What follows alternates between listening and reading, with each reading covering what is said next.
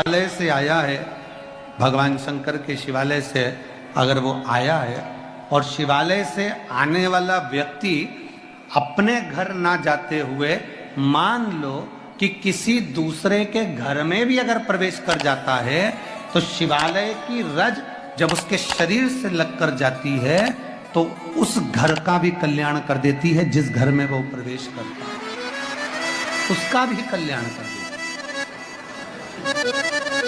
स्मरण किया होगा कि ये शिव महापुराण में पहले वर्णन करा है कि शंकर जी पे चढ़ा हुआ जल लाकर अपने दरवाजे की चौखट पर छींटो।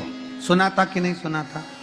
जम के बोलो जरा, सबने सुना था ना कि अपने दरवाजे की चौखट पर छींटो, अपने दरवाजे के अंतर्गत छींटो। उसका कारण क्या था? उसका केवल एक कारण है कि भगवान शंकर पर चढ़ा हुआ जल अगर थोड़ी सी भी रज लगकर आ गई, भगवान शिव का चढ़ा हुआ जल अगर हमारी चौखट पर दुकान पर आकर अगर छिटक दिया तो कुबेर का भंडार मेरा महादेव भर ही देता है। अगर बन सके जीवन में एक बार प्रयास करिएगा।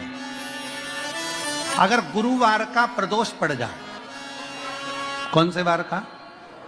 गुरुवार का प्रदोष पड़ जाए, बृहस्पतिवार का यदि प्रदोष पड़ जाए तो प्रदोष के दिन प्रदोष काल में, प्रदोष के दिन प्रदोष काल में किसी शिवालय में जाएं, शंकर के मंदिर में जाएं, एक ही दिए के अंदर एक फूल बाती, कैसी बाती है?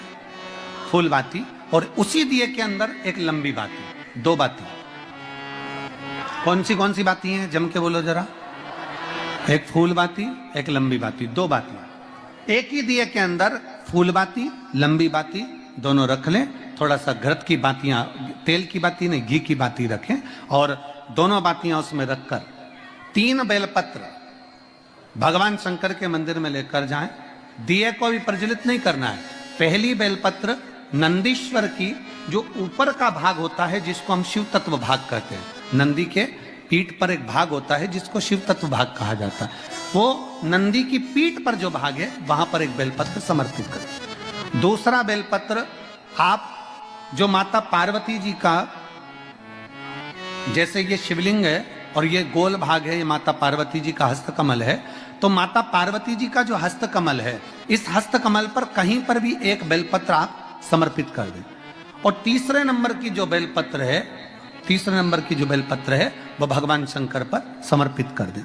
जो दिया आप लेकर गए हो मंदिर में, उसी दिए को नंदी और महादेव इन दोनों को दर्शन कराते हुए अगर मंदिर के अंदर लगाने दें दिया तो ठीक है, ना लगाने दें तो दीप को बीच में बस स्पर्श कराकर भले बाहर जाकर लगा दो, पर प्रयास करो वो दीप, वैसे तो बीच में नंदी और शिव के मध्य में वो दिया स्पर्श होना चाहिए। जैसे ये नंदी है और ये शिव है तो इसके मध्य में दीप स्पर्श कर ले, भले उसको जलाने ना दे पर स्पर्श मात्र कर कर अगर आपने एकांत में कहीं पर भी ले जाकर लगा दिया, उस दीप को जला दिया, तो गया हुआ कितना भी करोड़ रुपया हो वो धीरे धीरे कर कर गया हुआ धन हमारा वापस आता ही है।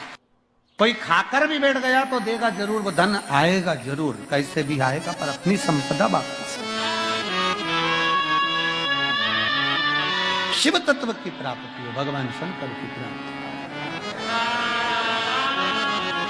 सबका किया है मेरा भी उद्धार कीजिए, उद्धार कीजिए।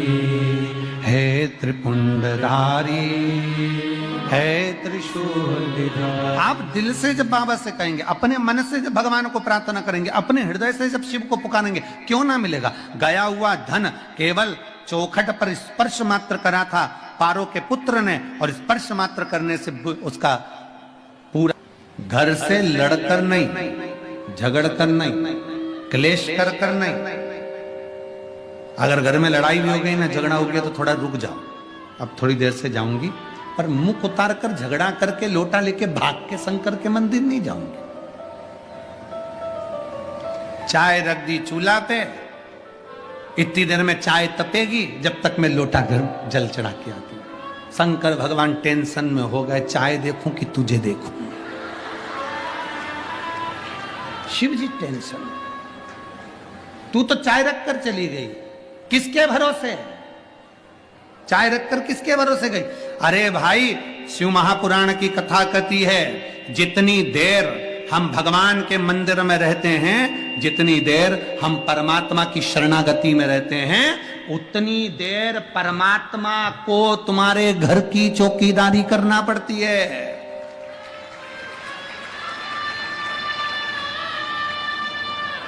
हम तो स्वयं कामदेव को भस्म कर कर पार्वती जी से मंगल विवाह करने के लिए आतुर हुए।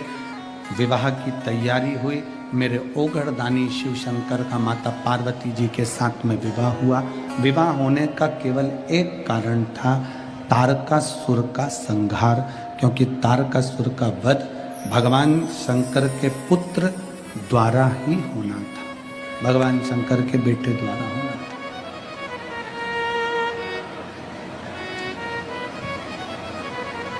तारकासुर का संहार, तारकासुर को मारने के लिए भगवान शिव का विवाह करना बहुत जरूरी है।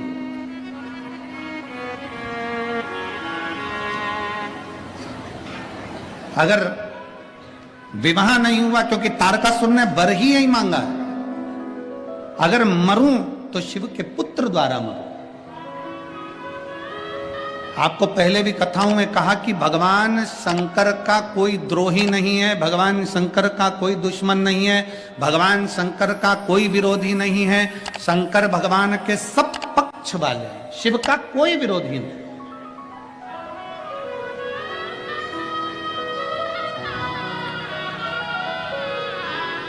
भगवान शिव का कोई द्रोही नहीं है, भगवान शंकर के सब पक्ष वाले। लंकाधिपति रावण स्वयं असुर है, ब्राह्मण कुल में जन्म लेने के बाद भी वृत्ति उसकी बेकार थी, परंतु वो शिव का पूजन करता है, भगवान शंकर की आराधना करता है। कंस स्वयं शिव की आराधना करता है। जितने असुर हैं, देवताएं, गंधर्व हैं, नाग हैं, किन्नर हैं, जितने भी हैं, सब शंकर की आराधना में लगे। क्यों? क्योंकि सबसे सरल देव एक ही है, वो देव अधिदेव महादेव। इससे सुंदर सरल देव कोई नहीं हो सकता। एक लोटा जल, सारी समस्या का हल। अब आप शंकर भगवान को पूजन में क्या लेकर जाएं? कोई कहे चंदन ले जाओ, कोई के अगर ले जाओ, कोई के कपूर ले जाओ, कोई के तगर ले जाओ, कोई के ये ले जाओ, कोई के वो ले जाओ। भगवान से प्रार्थना करना, बाबा तूने मुझे जो दिया है मैं तुझे समर्पित करने के लिए आ रही हूँ। तूने मुझे जल दिया है, मैं एक लोटा जल भरकर तुझे समर्पित करने के लिए आ रही हूँ। और बाबा मेरे पास बस यही है जो मैं तुझे दे सकती हूँ, क्योंकि वही जल हमारा बदलेगा कल। ये निश्चित है कि मैं शिव को जल चढ़ाऊंगी तो मेरा कल बदलेगा। जाया करो अपने नजदीक के शिवालय में, अपने नजदीक के शिव मंदिर में, अपने पास के शंकर के मंदिर में प्रतिदिन जाओ। एक नियम बनाओ कि मेरे घर के नजदीक में, मेरे घर का एक एक व्यक्ति, घर में बुजुर्ग माता है उनसे कहो शिवालय जाओ, घर में बच्चे हैं स्कूल जाने से पहले शिवालय जाओ, घर में बड़े हैं उनसे कहो शिवालय जाओ। क्यों? क्या गुरुजी हम अकेले अगर शंकर जी को जल चढ़ाएंगे तो क्या हमारे पूरे परिवार वालों को नहीं मिलेगा? मिल जाएगा, पर अपने कर्म गति का भोग अपने को भोगना है। कल कथा में कहा था, सिर आपका दुखा है, दवाई आपको खाना है। इसमें अगर तुम्हारा सिर दुखे और तुम सियोर वाले महाराज को दवाई खिलाओ तो सियोर वाले महाराज क्यों खाएगा भैया? क्योंकि दवाई खा के मैं क्या करूंगा? मेरा थोड़ी ना सिर दुख रहा है, सिर तुम्हारा दुख रहा है, पेट तुम्हारा दुख रहा है, पड़ोसन को दवाई खिला रहे हो। ऐसा काम नहीं। अगर दुख आया है, परिवार में तकलीफ आई है, परिवार में कष्ट आया है, कई माताएं कहती गुरुजी ऐसा ऐसा हो गया। हाँ, जब बहुत ज्यादा अवस्था गड़बड़ होती है तब शंकर के मंदिर में कोई भी जाएगा, शिव से प्रार्थना करेगा, बाबा स्वीकार करेगा। एक पत्र है,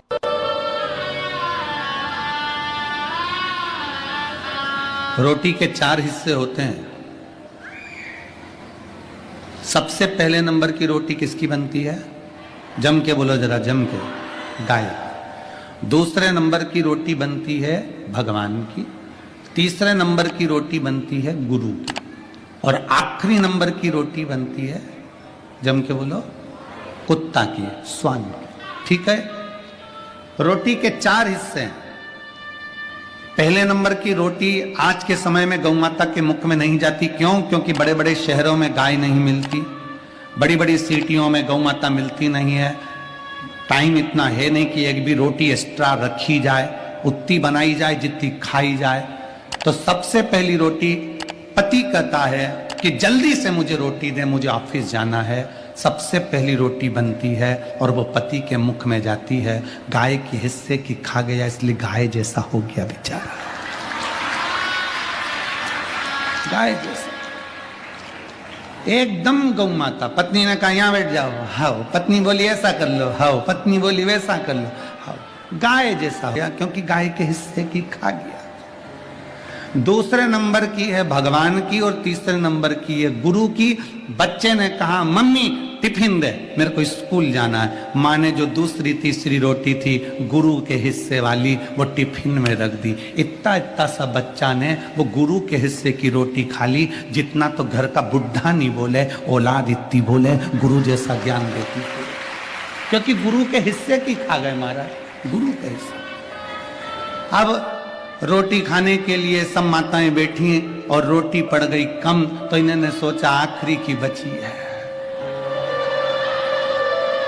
आखिरी डबल से कौन बनाए। तो वो कुत्ता के हिस्से की पड़ी थी और वो कुत्ता के हिस्से की खा गई। तो दो एक साथ कहीं नहीं रह पाती, दे भोग दे भोग दे भोग दे भोग, इतना भिड़े इतना भिड़े इतना भिड़े कि एक दूसरे को सुआ ही नहीं, क्योंकि खा गई कुत्ता के हिस्से की, जो कुत्ता को डल रहा था। जैसे कुत्ता को देखकर कुत्ता नहीं सुआता, उसी तरह कुत्ते के हिस्से की रोटी खाने वाला आपस में एक दूसरे को नहीं सुहाता। जितने किचन में होते हैं, रसोई घर में होते हैं, शब्द सुनकर भगवान शंकर के, जिन्होंने शंकर भगवान के मुख से कथा सुनी हो, तोते के बच्चे के रूप में अंडे में से बाहर निकलकर कथा जो सुने हो, वो तोते के बच्चा सुखदेव के रूप में जो प्रगटा हो, जिसने शिव जी के मुख से कथा सुनी हो, फिर उसको दूसरी कथा का स्मरण नहीं होता। जो एक बार भगवान शंकर की कथा में डूब जाता है ना, तो टीवी पर भी वो रिमोट लेकर वो शिव पुराणी ढूंढता रहता है कि कब मिलेगी कथा सुन। कह दिया सुखदेव जी महाराज ने राजा परीक्षित से, परीक्षित सुन, तुझे 7 दिन मिले, 7वें दिन तक छक न डसेगा। सारे महाराजों ने तुझसे कह दिया कि कथा हम तुझसे यज्ञ करवाएं, अनुष्ठान करवाएं, ये करवाएं वो करवाएं, पर मैं सुखदेव तुझसे कहता हूं, ये मत सोचना कि मैं तेरे प्राण बचा लूंगा। मरेगा तो तू पक्का, निश्चित है कि तुझे मरना है, पर इतना जरूर है कि मरते समय तुझे संसार का भान नहीं होगा, परमात्मा का भान होगा अगर मैं कथा सुना दूंगा। शिव महापुराण की कथा करती क्या है? शिव महापुराण की कथा बस यही करती है कि तुम्हारे दुख को शिव महापुराण की कथा काट नहीं सकती, तुम्हारी तकलीफ को नहीं काटेगी, तुम्हारे कष्ट को नहीं काटेगी। शिव महापुराण की कथा क्या करेगी? तुम्हें अंदर एक बल उत्पन्न करेगी। सामने अगर तुम्हारे दुख आ भी गया तो तुम में वो बल रहेगा कि उस दुख को तुम कैसे समाप्त कर सकते हो, ये शिव पुराण की कथा बता देगी। इसलिए सारी समस्या का हल एक लोटा जल। ये शिव महापुराण की कथा सारी समस्या का हल। एक लोटा जल शिव महापुराण की कथा ये दे देती है। आपके जीवन में जो तकलीफ, आपके जीवन में जो दुख, आपके जीवन में कष्ट है, आपके जीवन में जो तकलीफ है, आपके जीवन में जो कष्ट है, आपके जीवन में जो दुख है, आपके जीवन में जो कष्ट तकलीफ दुख है, वो आपके जीवन का दुख तकलीफ कष्ट केवल आपके एक लोटा जल से मिट सकता है। आपके भीतर का भाव आप प्रकट करिए, शिव तत्व को अपने भीतर प्रकट करिए, अपने भीतर शिव तत्व को प्रकट करिए।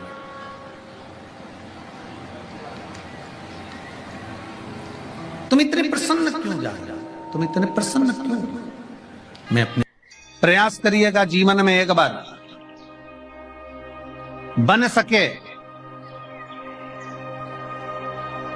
अगर बन सके जीवन में एक बार प्रयास करिएगा।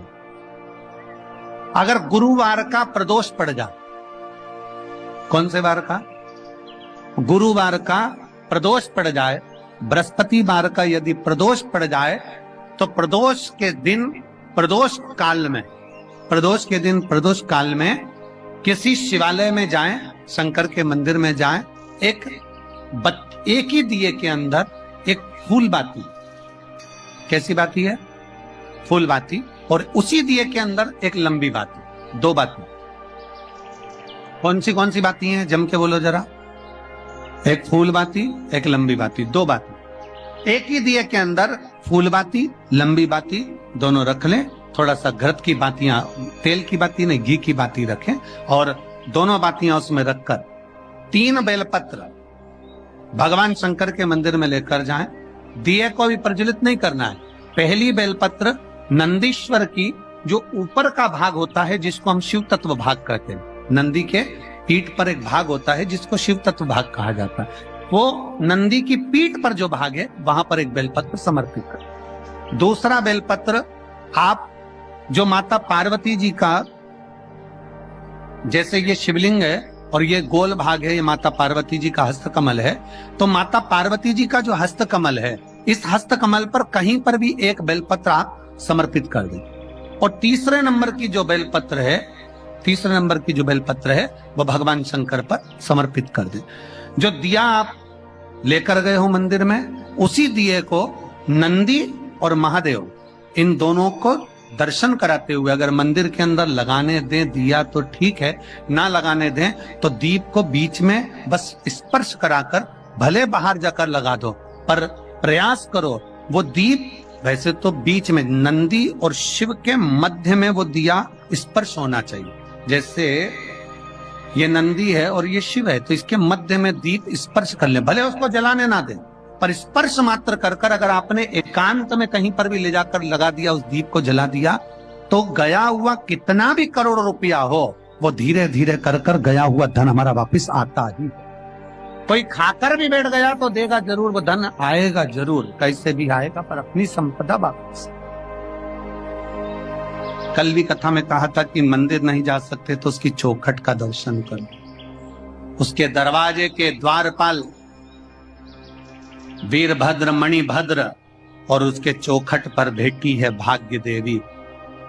शिव महापुराण की कथा कहती है जो शंकर भगवान के, आप कभी अगर मौका लगे तो प्रयास करा करो कि शंकर के शिवालय में जब आप प्रवेश करें, शंकर भगवान के शिवालय में जब आप जल चढ़ाने के लिए जाएं, तो वहां जो मुख्य जो गर्भगृह की जो चौखट होती है, गर्भगृह की जो चौखट होती है, प्रयास करना चाहिए कि उस गर्भगृह की चौखट को प्रणाम करना चाहिए।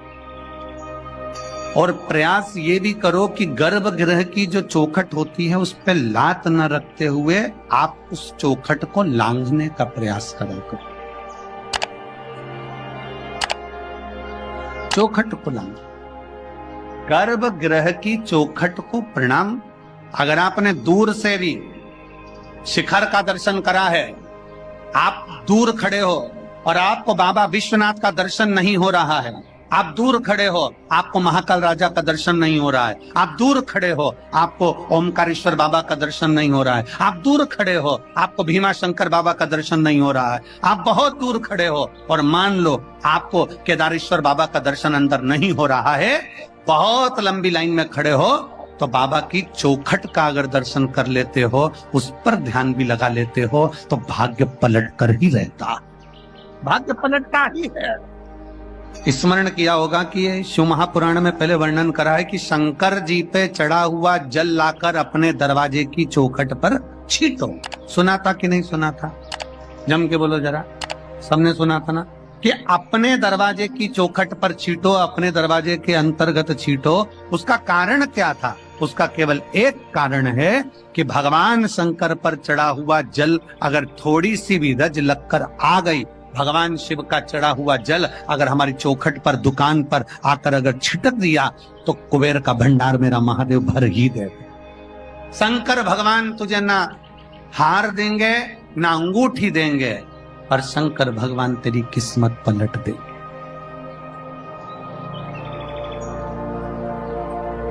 शिव जी तेरी किस्मत पलट देंगे।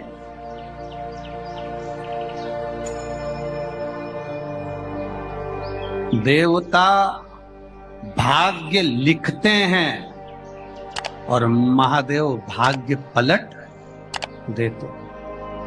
देवता भाग्य लिखते हैं तुम्हारी किस्मत में लिख दिया कि तुम्हें ये तकलीफ है, तुम्हारी किस्मत में लिख दिया ये दुख है, तुम्हारी किस्मत में लिख दिया ये बीमारी है, तुम्हारी किस्मत में लिख दिया ये कष्ट है, तुम्हारी किस्मत में लिख दिया तुझे ऐसा करना है, ये तुम्हारा भाग्य लिखा, वो देवताओं ने लिख दिया, विधाता ने लिख दिया। पर विधाता का लिखा भी कोई पलट सकता है। मार्कंडेय भगवान को उम्र थोड़ी सी मिली थी, पर शिव की आराधना करने से उम्र बढ़ गई।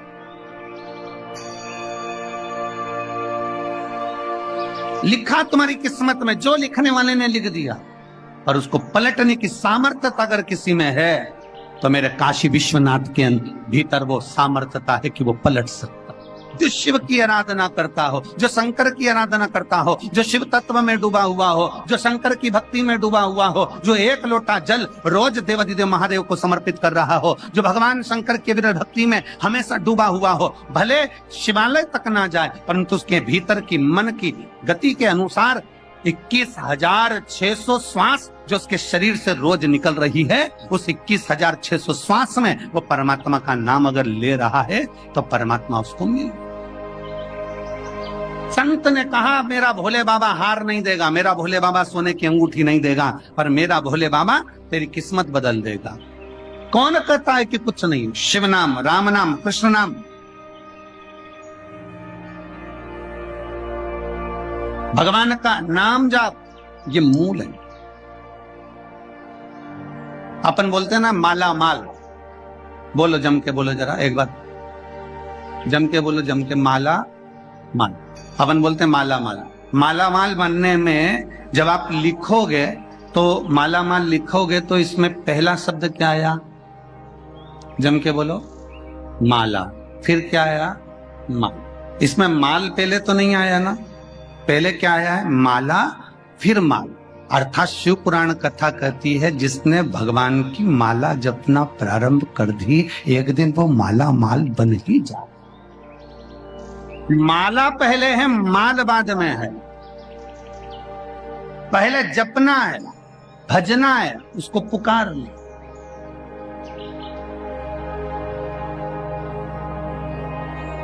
पहले जपो, भजो, पुकारो। और जब मुझसे भजेंगे क्यों ना आए, क्यों ना पहुंचे।